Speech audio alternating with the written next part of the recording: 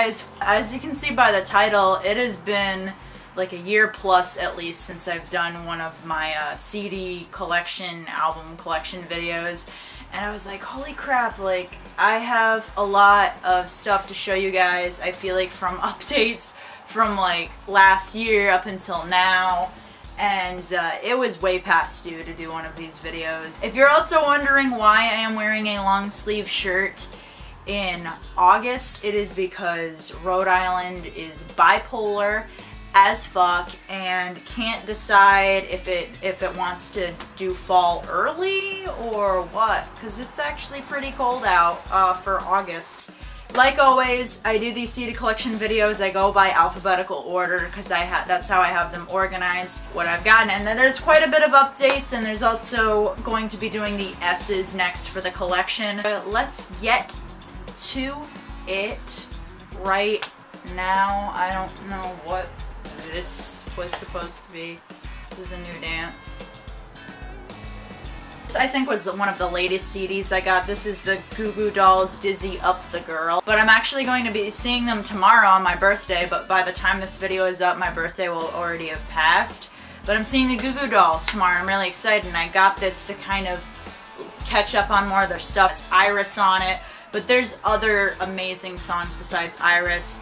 Black Balloon, which is like one of my favorites. Acoustic Number 3, which is one of my favorites. I really hope they play that tomorrow. Of the mains, Lovely Little Lonely. I got this when I saw them in Boston, so the first time out of the two, because I went to 2 different shows. But I got this, and it's a great album. If you haven't heard it, it's probably one of my favorite albums of this year. Moose Blood's Blush. I've really, really wanted to get this album super badly, and I'm so happy I have it in my collection now, because Blush, I don't know why I slept on this album for so long, but Moose Blood is just so good. They're from the UK, they're a little bit smaller, and I got this when I went to their show. It was like the end of July. They played like in a small little venue in Connecticut. You might have saw this in my concert talk video. This is Ed Sheeran's Divide. This is the deluxe edition, so it has the 4 extra bonus songs on it. I really like this album a lot. It's pretty good. It came out this year. It's his newest album, and it's pretty good. Next, I got this at like Target, I think, because it was super cheap, and I was like, heck yeah, I want to get this. It's Ed Sheeran's Multiply album, and this is like the Wembley edition.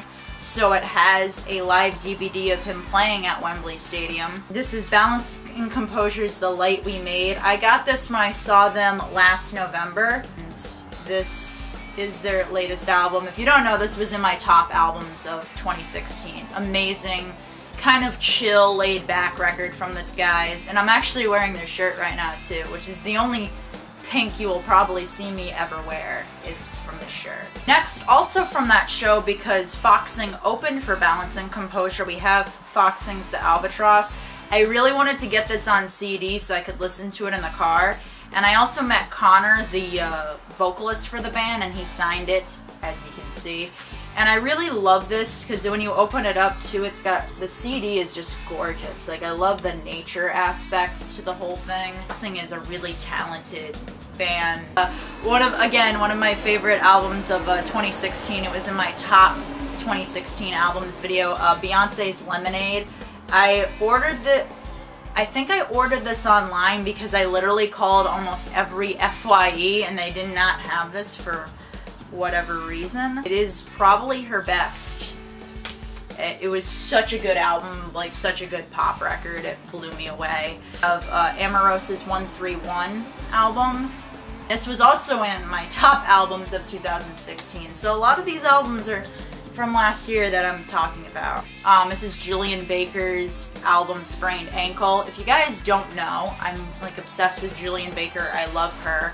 We're both gay and we both are spiritual people, and I can just like relate to her on so many different things, and she is such a sweet person too. I met her at her show. This particular album I got at a antique store, and the antique store like sells old CDs and stuff.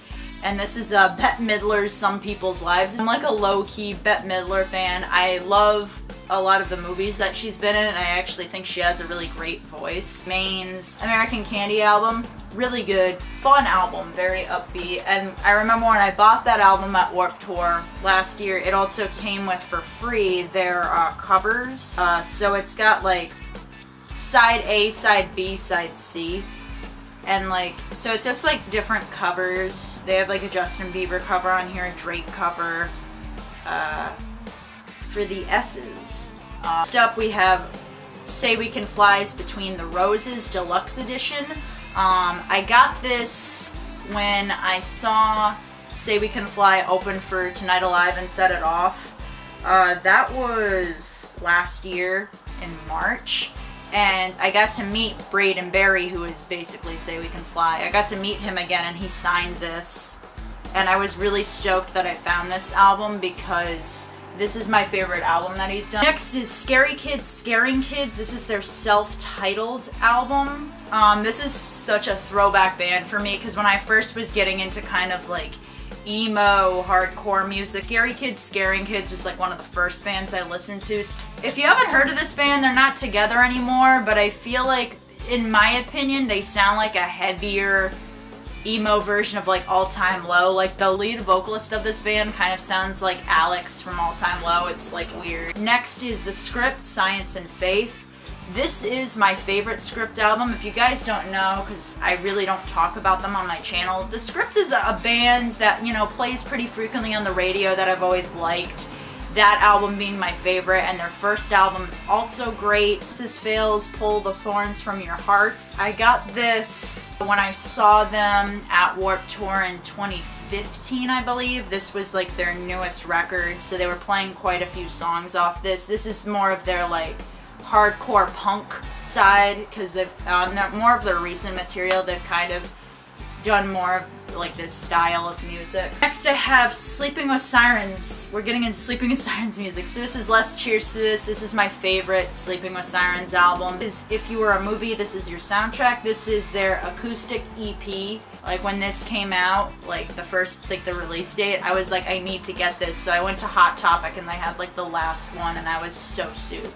Because, Kellen Quinn, if you think he can't sing, just listen to that album and your jaw will drop. I'm serious. I'm serious. It's gonna happen. Your jaw will, you'll drop your jaw and you'll be like, what is this? It's crazy. The Sleeping with Sirens album, Feel. This album a lot of people did not like. I'm not a huge fan of it either, but when I saw Sleeping with Sirens for the first time in 2013, they were promoting this album quite a bit. And it wasn't bad to hear the songs live. Sleeping with Sirens live and unplugged is Sleeping with Sirens Madness. This is the last album they came out with. They're coming out with a new one. I'm not sure how I feel about it so far, considering how their first single, Legends, I fucking hate. It is such a garbage song, but this album wasn't bad. Next we have Slingshot Dakota's Dark Hearts album. This is my favorite Slingshot Dakota album. If you don't know Slingshot Dakota, like a very small band from Pennsylvania. And two-piece band, a husband and a wife. They're amazing, and I love that album so much. Next is their more recent album, Break, The Sound of the Smiths, which is basically like a greatest hit CD of Smiths songs because I'm that emo kid that does really like the Smiths. Sparks the Rescue's Eyes to the Sun. I was really into Sparks the Rescue for the longest time, and this is still my favorite album by them. I have Sparks the Rescue's Worst Thing I've Been Cursed With. And this is also signed by Alex Roy. My friend Lydia and I, it was our first concert together, and we went to see Sparks the Rescue and Rocky Loves Emily play, and we got there really early. So Alex Roy, the lead vocalist of Sparks the Rescue, is like hanging out his tent, and that was probably the worst experience with meeting a band member I've ever had. No offense to him now, I feel like it was just maybe a bad night for him or something, but he was pretty drunk. You could kind of tell he was pretty hammered. We were trying to talk to him and he just had like no interest in talking to us. I hope you enjoyed this CD collection video. It's been like forever since I've done one, and I feel like I say that about every single video. I just go back to my videos and I'm like, it's been a while, it's been a while, it's been a while, it's been a while. And if you want to see me do more of these videos, hit that subscribe button down there. Also, since YouTube is shitty as hell, hit the bell if you could. Hit the bell, save the bell.